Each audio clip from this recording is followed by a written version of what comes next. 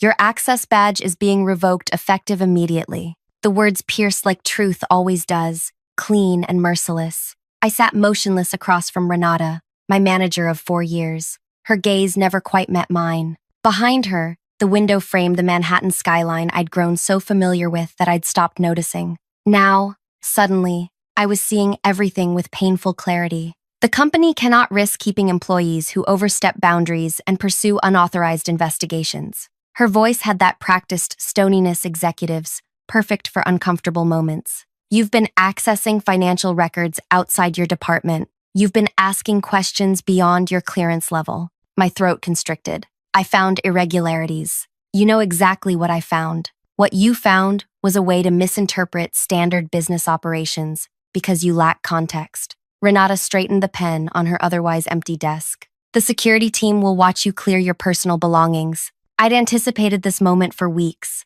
but the reality still stung. 4 years of exceptional performance reviews. 4 years of advancing the company's compliance framework. All erased because I'd noticed money flowing to numbered accounts in countries with names that appeared on international watch lists. You're making a catastrophic mistake, I said quietly. Renata finally looked directly at me, something flickering behind her professional mask. Fear, regret, whatever it was vanished quickly. The mistake was yours, June. Sign the severance agreement and confidentiality clause. 6 months' salary for your silence. I left the papers untouched. You always told me integrity was non-negotiable. Don't lecture me about integrity when you've broken company protocols, she pressed the intercom. Wyatt, please escort June from the building. The security guard appeared moments later. Wyatt, who'd wished me happy birthday last month, now avoiding eye contact as I gathered my small plant and framed hiking photo. Everything else belonged to the company.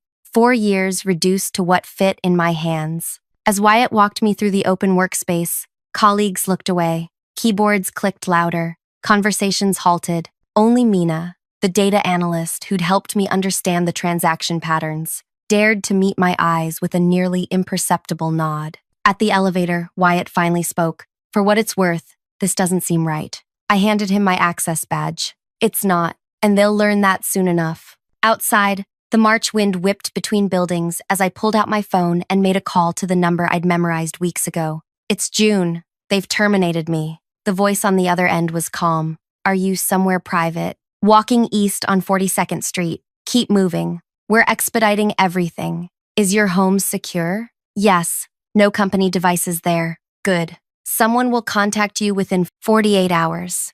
Until then, maintain normal patterns. I ended the call and continued walking, passing crowds of office workers living their uncomplicated Wednesday afternoons. 3 blocks later, my phone buzzed with messages from colleagues. Mina, what happened? Devin, are you okay? Renata's saying you accessed confidential files? Parker, HR called an emergency department meeting. What's going on? I responded to none of them. The next move wasn't mine to make. Before I continue with what happened next, I want to thank you for listening to my story. This isn't easy to share, even now. If you're finding value in hearing about how corporate power can be abused and how sometimes justice finds a way, please consider subscribing to this channel. Your support helps these real stories reach people who might be facing similar situations. Now, back to that day that changed everything. My name is June Winters. Until 3 weeks ago, I was Senior Compliance Specialist at one of America's largest financial service firms. My job was to ensure our operations remained within legal boundaries, a role I took seriously, too seriously, according to Renata. I grew up in Michigan with parents who taught mathematics at the local university. They raised me with the belief that patterns reveal truth if you know how to read them. This made me perfect for compliance work. I could spot inconsistencies others missed. This same skill had earned me 3 promotions in 4 years. The trouble began last November when I noticed unusual transaction patterns while reviewing international wire transfers. Small amounts, $9,800, just under reporting thresholds, moving through multiple accounts before consolidating in offshore locations. Once combined, these sums became millions. Following protocols, I flagged these transactions and submitted a report to Renata. Her response seemed appropriate at first. I'll review this personally and forward it to the appropriate channels. But nothing happened. The transactions continued. Each time I mentioned my concerns, her answers grew increasingly dismissive. It's being handled at executive level. Those accounts have special clearance. Some business operations require discretion you're not privy to. In January, I began documenting everything meticulously in a private notebook kept locked at home. By February, I'd identified a pattern connecting these transactions to organizations on international sanction lists. The money wasn't just moving strangely, it was moving illegally. When I prepared a comprehensive report and left it on Renata's desk, her reaction was unexpected. She invited me to lunch. At an upscale restaurant blocks from our office, Renata ordered champagne. "June, your dedication is admirable, truly, but there are aspects of international finance that require flexibility. Flexibility doesn't extend to breaking federal law," I replied. She sighed, swirling her untouched champagne. "The world isn't black and white. Our clients operate in complex environments. These aren't clients. They're shell entities, routing money to sanctioned groups." Renata's expression hardened. "I've recommended you for a position in our Singapore office. Significant promotion, substantial raise. You'd leave next month." The message was clear. Take the bribe, disguised as promotion, or face consequences. I spent that night weighing options, my apartment windows reflecting city lights that never dimmed. By morning, I'd made my decision. I contacted the Financial Crimes Enforcement Network and arranged to meet with Agent Tristan Reed. I brought copies of everything I'd documented. "What you've uncovered," Reed said after reviewing my evidence, "appears to be systematic sanctions evasion, possibly money laundering for designated terrorist financing channels. My company is knowingly facilitating this. That's what we need to determine. Some executives may be involved without broader knowledge. Would you be willing to help us gather additional evidence?" 3 months I spent living a double life. Compliance specialist by day, federal informant by night. I provided transaction details, meeting notes, names of executives with approval authority. The circle of knowledge within the company seemed deliberately small, contained to Renata and 2 senior executives. Yesterday morning, I received an encrypted message from Reed. Evidence sufficient. Operation proceeding within 72 hours. Yesterday afternoon, I noticed Renata watching me from across the workspace. By evening, security logs would show her accessing my digital footprint, reviewing everything I'd viewed or downloaded in recent months. This morning, she called me into her office and fired me. I spent the evening in my apartment, windows darkened, thinking about the years I dedicated to a company that discarded integrity when it became inconvenient. At 9 p.m., my doorbell rang. Agent Reed stood in the hallway with a woman I hadn't met. "June, this is Special Agent Valerie Moss. We need to update you on timing." Inside my apartment, they outlined what would happen next. "The raid is scheduled for tomorrow afternoon," Moss explained. "Your termination accelerated our timeline. Will you need me there?" I asked. "Yes," Reed said. "Your presence is essential for what happens next." "What exactly is happening next?" I asked, uncertainty creeping into my voice. Reed and Moss exchanged glances before Reed answered. "Tomorrow," he said, "we're not just raiding your company. We're inviting you to witness as we dismantle one of the largest corporate criminal enterprises we've uncovered in a decade. And Renata? She has no idea what's coming." What I didn't know then was that Renata had already made her next move, one that would put everything at risk, including my life. I slept fitfully that night, dreams fracturing into images of Renata's cold stare and security guards flanking office doors. When morning arrived, I moved mechanically through my apartment, preparing for what was coming. My phone remained silent, no more messages from colleagues. They'd already begun erasing me. At 11 a.m., Agent Reed called. "We're moving in at 2 p.m. Be at the North Corner coffee shop by 1:30. Has anything changed?" Surveillance indicates increased activity overnight. Several executives arrived before dawn and left with boxes. Digital security shows mass file transfers. They're destroying evidence. My stomach clenched. "Can you move faster?" "We're monitoring all exits and digital channels. Nothing critical will escape.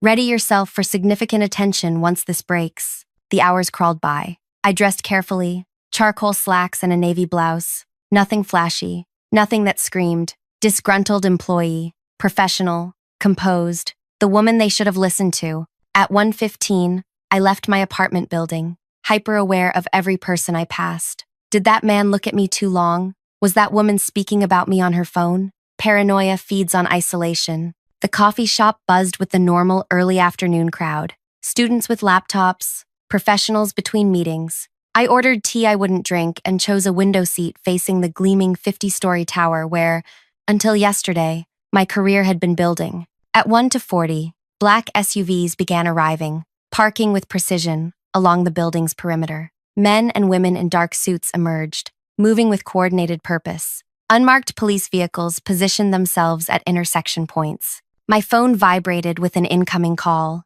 June, Renata's voice, stripped of yesterday's certainty. We need to resolve this situation immediately. I watched another federal vehicle position itself near the building's service entrance. I'm listening. The board has reviewed your concerns and feels there may have been miscommunication. They're prepared to reinstate you with a substantial compensation adjustment. I almost laughed. And what changed since yesterday? A pause stretched between us. Let's meet privately and discuss. Her voice lowered. The confidentiality agreement has been modified. 1 year's salary, plus bonus. Just sign and this all goes away. Across the street, agents were entering the lobby in formation. You're right about one thing, Renata. This all goes away today, but not the way you're hoping. What does that mean? Sharp now, alarmed. Look out your window. The line went silent. I imagined her rising from her desk, moving to the glass wall of her corner office, watching the coordinated arrival of federal authorities.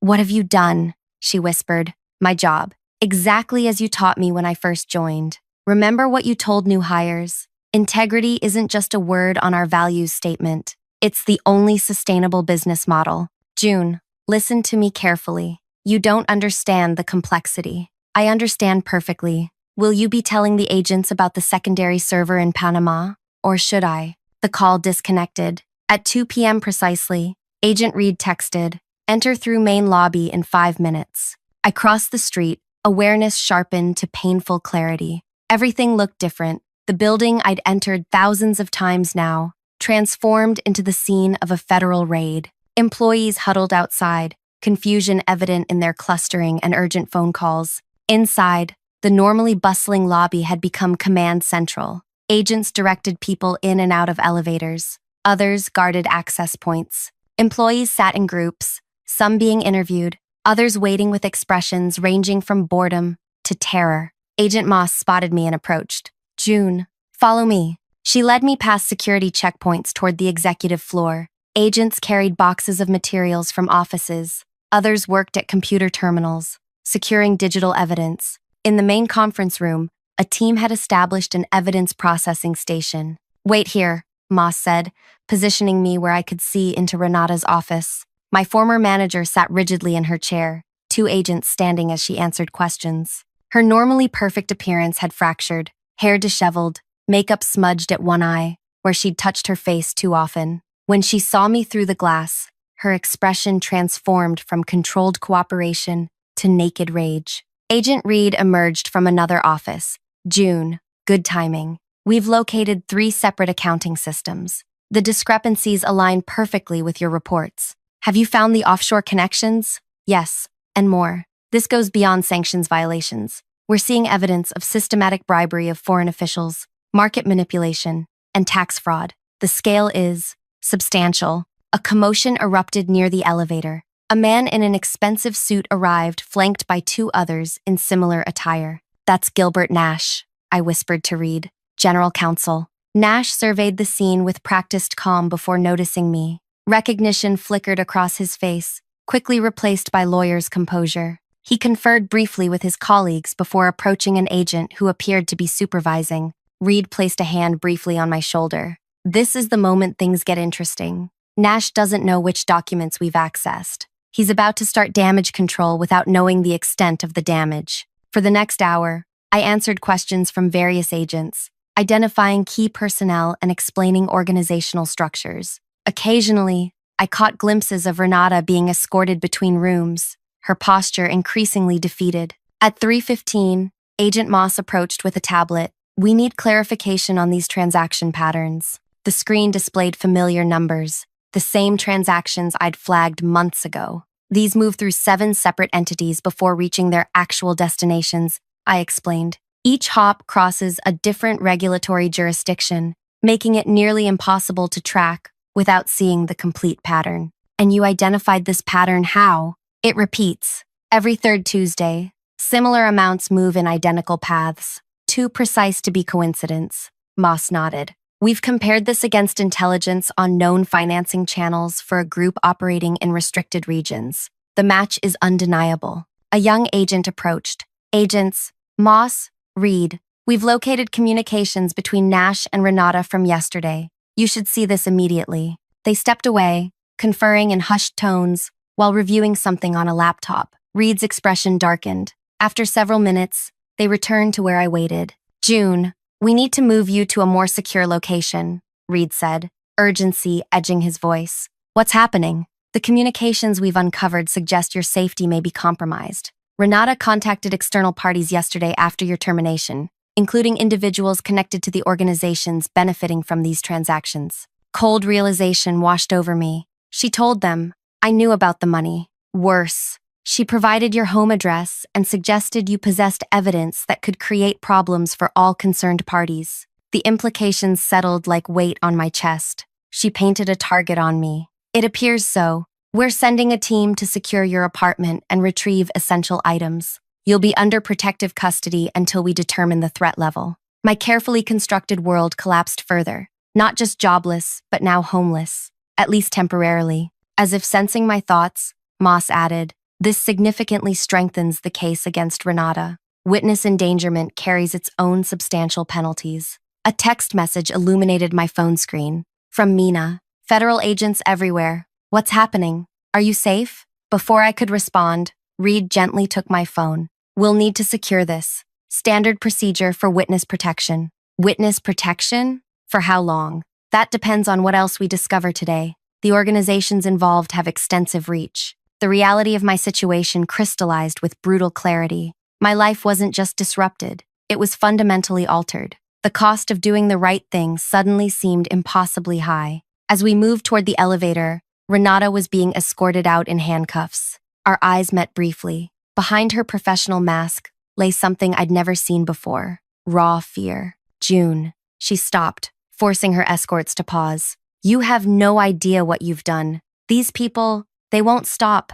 They'll find you wherever you go. You should have taken the promotion. Agent Reed stepped between us. Miss Lang, anything you say can be used against you. I advised silence. Renata's gaze remained locked on mine. Ask them who else they're investigating. Ask them why they were so interested in our client list. You think you're the hero of this story? You're just their tool. As agents led her into the elevator, her final words hung between us. They would have made you rich in Singapore. Now you'll spend your life looking over your shoulder. The doors closed on her bitter smile, leaving me with a chilling question. What if Renata wasn't the only one using me? When Agent Moss returned, her expression had changed subtly. We need to continue this debriefing at our field office. Immediately. As we descended in a separate elevator, my mind raced with new doubts. What had Renata meant? Was there something about this investigation I didn't understand? The elevator doors opened, revealing the lobby now crowded with more agents and bewildered employees. Agent Moss guided me toward a side exit, where a black SUV waited. As we approached the vehicle, I noticed something odd. The driver wasn't wearing the same tactical gear as other agents. His posture seemed wrong, too alert, too focused on our approach. I slowed my steps. Agent Moss, who's driving that vehicle? She frowned, hand moving toward her weapon. That's not our transport. The man behind the wheel noticed our hesitation. Our eyes met through the windshield. His expression hardened as he reached inside his jacket. Agent Moss shoved me down behind a concrete planter as the first shot shattered the glass doors behind us. Glass exploded inward as bullets tore through the lobby doors. Screams erupted across the space as employees dove for cover. Agent Moss drew her weapon and called for backup while keeping me pinned behind the concrete planter. Stay down, she commanded, her voice sharp with urgency. 3 more agents rushed forward, weapons drawn. The shooter fired twice more before screeching away from the curb. 1 bullet struck uncomfortably close, sending concrete fragments flying. Clear! Someone shouted after several tense seconds. Moss helped me to my feet, her grip firm. Are you hurt? I shook my head, adrenaline making my movements jerky and uncoordinated. Who was that? Exactly who Renata warned you about. She guided me toward a different exit, where Agent Reed waited beside an identical black SUV. This is why protective custody isn't optional. The ride to the federal building passed in blur. My thoughts raced between the morning's events, the shooter's cold eyes, and Renata's final warning. Something didn't align. Why would people connected to illicit financing risk such a public assassination attempt? It felt impulsive, amateur, contradicting everything I knew about the sophisticated operations I'd uncovered. At the federal building, they escorted me to a secure interview room. 2 agents stood guard outside, while Reed and Moss debriefed me for hours. Every transaction I'd flagged, every conversation with Renata, every detail that might help them understand the network they'd begun dismantling. What did Renata mean about me being your tool? I asked during a brief pause. She implied you had other motivations for investigating our company. Reed and Moss exchanged glances. Your company's activities intersect with several ongoing investigations, Reed said carefully. The financial channels you identified connect to broader networks we've monitored for years. So, I wasn't the first person to report them. Moss placed her pen down. You were the first insider, with concrete evidence and willingness to cooperate. Others suspected problems but lacked your access or courage. Something in her tone made me press further. Others like who? A long silence followed before Reed answered. Like Talia Novak. The name struck me with physical force. Talia, the woman whose position I had filled 4 years ago. Her departure had been abrupt, explained away as a family emergency. What happened to her? I asked, though some part of me already knew. Officially, she resigned for personal reasons, Reed said. Unofficially, she approached us with concerns similar to yours. Before we could establish formal cooperation, she disappeared. Her car was found at Newark Airport. No boarding records matched her identity. The implications settled heavily. You think they killed her? We think she discovered what you discovered, Moss corrected. We never found evidence to prove what happened next. Cold reality crashed over me. I wasn't special. I was just the next person to notice the pattern, the next person to be removed. If you knew this operation was dangerous enough to make people disappear, why didn't you warn me from the beginning? The question emerged sharper than intended. Because we needed you, Reed admitted. After Talia vanished, nobody inside the company would talk to us. Your willingness to collaborate was our first break in years. The room felt suddenly airless. You used me as bait. We protected you, Moss countered. From the moment you contacted us, you've been under surveillance. That's how we responded so quickly today. I considered this, but not quickly enough to prevent the shooter. Neither agent responded immediately. Finally, Reed said, there are always variables we can't control. That's why we need to move you to a secure location until the operation concludes. How long? Weeks, possibly months. The magnitude of what I'd done, what I'd lost, swept over me. My home, my career, my safety, all sacrificed for people who had seen me as a useful asset rather than a person. I need some air, I managed, throat tight. I'll escort you, Moss said, rising. In the hallway, I leaned against the wall, breathing deeply. What happens to Renata? She'll face multiple federal charges. Based on evidence recovered today, we expect significant prison time. And the others, the people who tried to kill me, we'll find them. The shooter's face was captured on multiple security cameras. He's connected to a known organization in Eastern Europe with ties to arms trafficking. Hard evidence of his involvement helps build our case. Moss handed me a paper cup of water. As I took it, a thought suddenly crystallized. Is Talia alive? The agent's expression shifted subtly. Why do you ask? Because you haven't explicitly said she's dead. You've been careful with your language. Disappeared isn't the same as killed. Moss studied me for a long moment. Follow me. She led me deeper into the building, through security checkpoints requiring her biometric clearance. We stopped before a conference room, where Reed waited with another agent I hadn't met before. June, this is Special Agent Director Amara Keita, Reed introduced. She oversees our Financial Crimes Division. Director Keita nodded briefly. Miss Winters, your cooperation has been invaluable. Agent Reed believes you've earned certain clarifications about our operation. I want to know about Talia, I stated firmly. Talia Novak is alive, Director Keita confirmed. She's been in our confidential witness program for 4 years. Relief mixed with confusion. Then why tell me she disappeared? Compartmentalization. Only those with necessary clearance knew the truth. She pushed a folder across the table.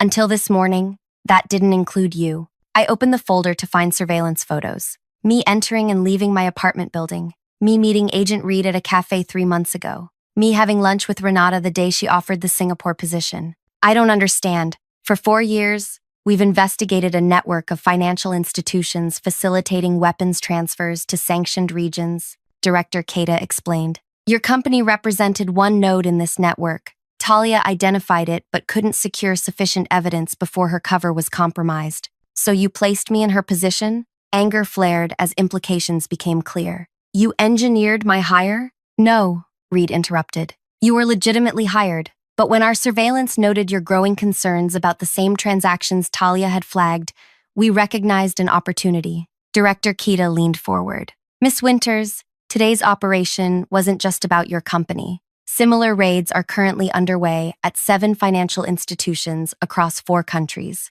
The evidence you provided completed connections we'd been building for years. The scope staggered me. What happens now? Now we move to the next phase, she replied. And you have a choice to make. Agent Moss placed another folder before me. These are your options for witness protection, new identity, relocation, financial support during transition. I stared at the unopened folder. And if I refuse? Not recommended, Reed said quietly. The organizations involved won't stop hunting you. There is another option, Director Keita stated, drawing surprised looks from Reed and Moss. One that might better utilize your skills. I'm listening. Join our financial intelligence unit. Your expertise in identifying these transaction patterns is exceptional. You've proven your integrity under extreme pressure. We need people like you. The offer was unexpected. You want me to work for you? After you used me as bait? After we partnered with you to dismantle a criminal network, she corrected. Yes.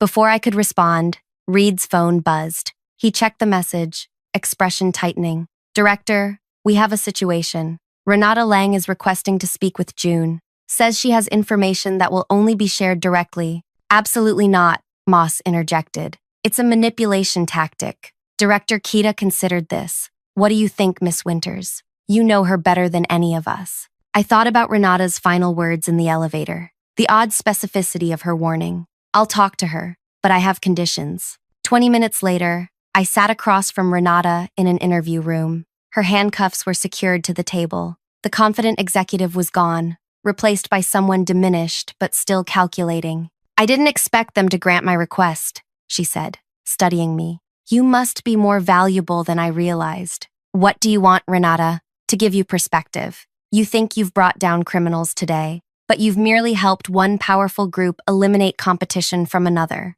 I maintained neutral expression. Is that why someone tried to kill me? Competition? Something flickered in her eyes. That wasn't authorized. Anton acts impulsively when threatened. His impulsivity will add attempted murder to your conspiracy charges. Renata leaned forward. Listen carefully, June. The FBI hasn't told you everything. 5 years ago, they approached our executive team about using our networks to track certain financial groups. We cooperated initially. Then we discovered they were protecting some operations while targeting others based on political considerations, not legal ones. You're claiming the federal government asked you to launder money? I'm saying international finance and intelligence operations exist in gray areas you can't imagine. When we stopped cooperating fully, we became targets. She sat back. Ask your new friends, who profits from the assets seized today. Ask them where those funds actually go. I studied her, searching for manipulation tactics I'd witnessed throughout our professional relationship. Why tell me this? Because you deserve to know what you're part of. A bitter smile crossed her face. Also, self-interest. I'm proposing a trade. Information for leniency. What information? Names, dates, account numbers for operations your agents don't know about. Enough to expand their investigation significantly. If they're actually interested in stopping all illegal activity, not just competing channels. I stood. I'll relay your offer. One more thing, she called as I reached the door. Singapore wasn't just a bribe, it was protection. I was trying to save you from becoming Talia. I froze. You knew about Talia? Renata's expression showed genuine surprise. Of course I knew. Who do you think warned her before they came for her? I returned to Director Keita with thoughts churning. The complexity deepened with every revelation. When I reported Renata's claims and offer, Keita's response was measured. Standard manipulation, conspiracy theories to sow doubt about our operation. But some of what she said was accurate, I pointed out. She knew about Talia when supposedly no one did. Because Renata was likely involved in the threat that forced us to extract Talia, Reed said. She's twisting facts to create conspiracy where there is none. I considered this. Then you won't pursue her information offer? We'll evaluate any concrete intelligence she provides, Director Keita said carefully. But her claims about government misconduct are desperate attempts to create bargaining leverage. By evening, I was exhausted beyond measure. They relocated me to a secure apartment within the federal building complex. As Agent Moss conducted a final security check, she paused at the door. For what it's worth, I think you'd make an excellent addition to our team. Few people maintain their moral compass under the pressure you faced. After she left, I sat alone in the sterile apartment, mind racing. Everything had changed in 24 hours. My understanding of my career, my company, even the nature of the investigation I'd participated in, all transformed. If Renata was manipulating me, her tactics were sophisticated. If she was telling the truth, even partially, the implications were staggering. I opened my temporary laptop and began making notes. Questions, inconsistencies, things that didn't align. If I had learned anything from this ordeal, it was to trust patterns more than people. 3 days passed in secured isolation. Agents debriefed me repeatedly. News reports detailed the massive financial crimes investigation spanning multiple companies and countries. Renata and several executives faced arraignment. The shooter, identified as Anton Vasco, had been apprehended attempting to cross into Canada.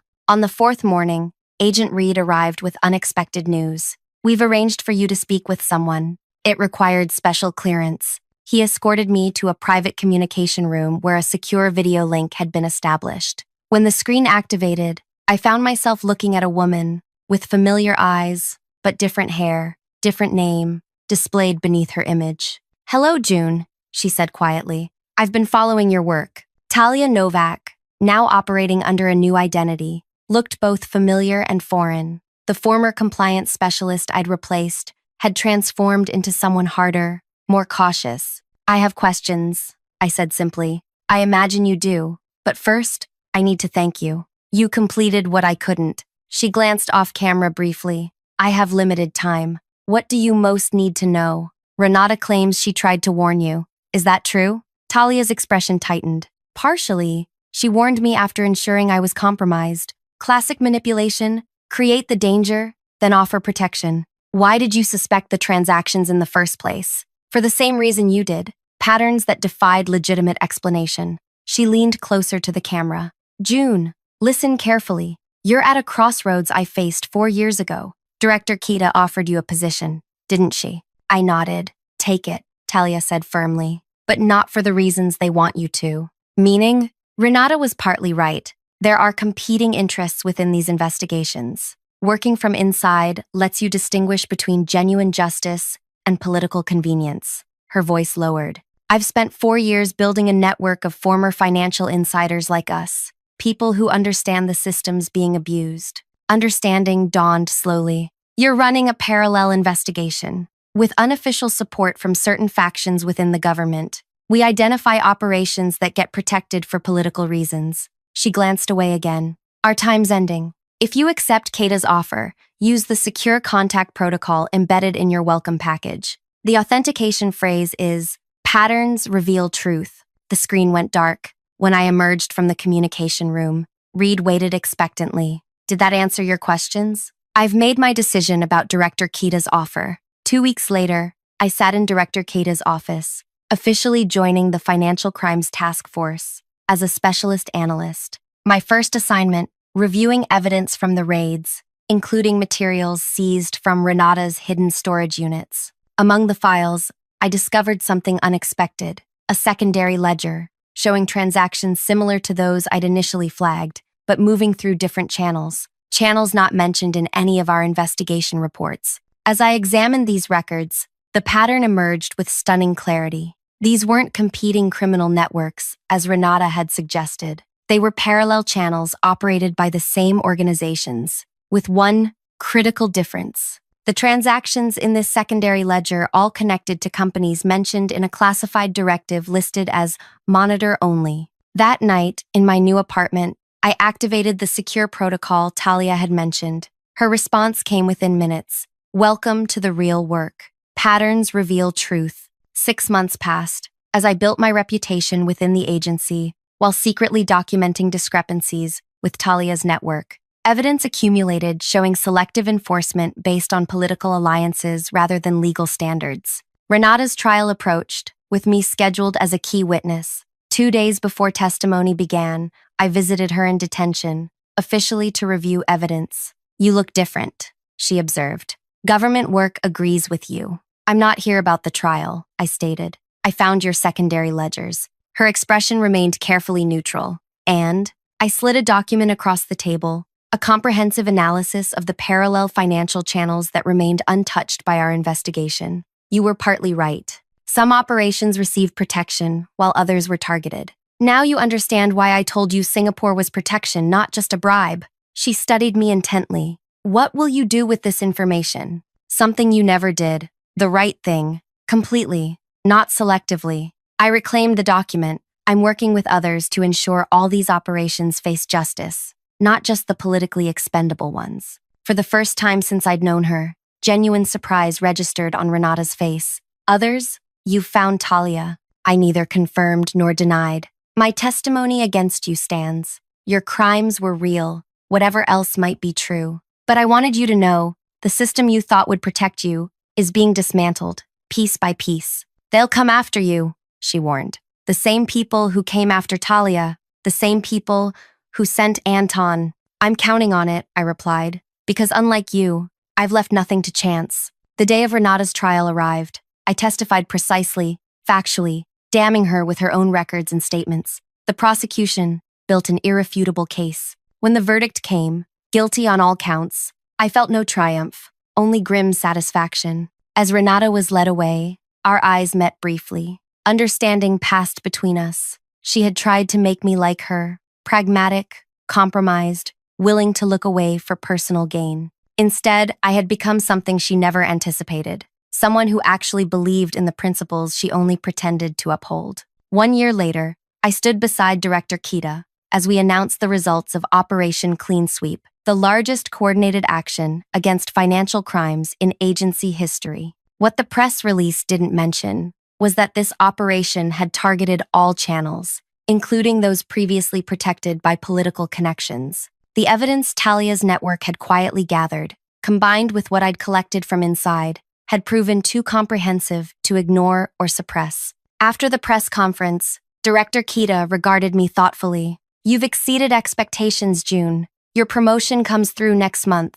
Thank you, I replied, maintaining the professional relationship we'd developed. She hesitated before adding, some people wonder if you're too idealistic for this work, too unwilling to recognize necessary compromises. I met her gaze steadily. I believe patterns reveal truth, Director. All patterns, not just convenient ones. Something in her expression suggested she understood more than she acknowledged. Be careful that idealism doesn't blind you to reality. Reality is precisely what I'm focused on, I assured her. That evening, I received a message from Talia. Phase 2 begins tomorrow. Are you ready? I typed my response, always ready for the next pattern. This wasn't the ending I'd imagined when I first noticed those suspicious transactions years ago. It wasn't revenge in any traditional sense. It was something more powerful, systematic accountability that couldn't be stopped by removing just one person. Renata had called me dangerous. She wasn't wrong, but the danger wasn't what she thought.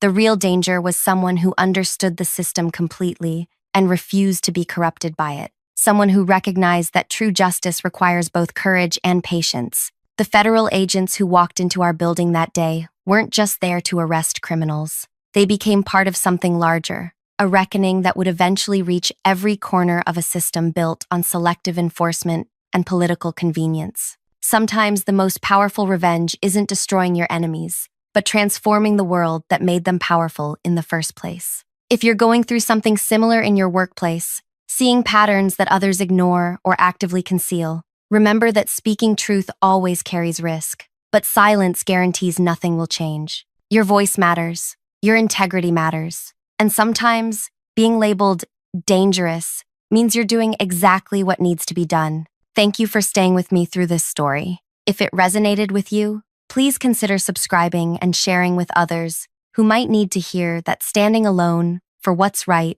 isn't really standing alone at all. There are more of us out there than you think, watching for patterns, revealing truth,